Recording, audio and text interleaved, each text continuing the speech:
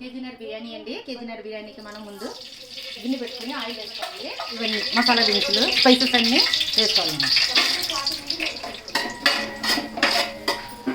ఉల్లిపాయలు వేయించుకోవాలి. వేసుకొని మనం వేయించాలండి.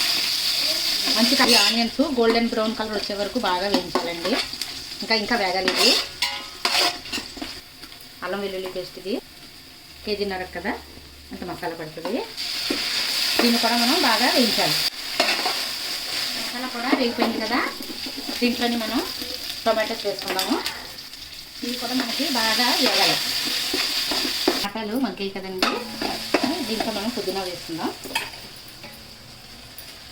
కొంచెం మనకి అడుగు అంటకుండా మనకి కళ్ళుప్పు వేసుకుంటే అడుగు అంటకుండా ఉంటుంది.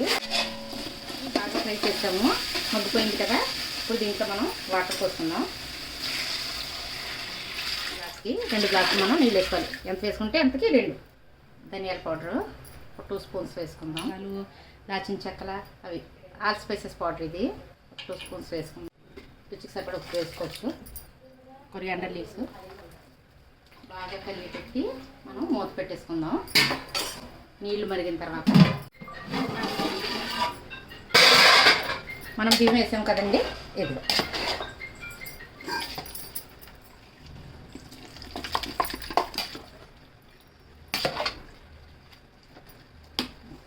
ఫుడ్ కలరు కొంచెం వేసుకుంటే దమ్ బిర్యానీలా ఉంటుంది. అదిరిపోయే టేస్టీ చికెన్ బిర్యానీ రెడీ.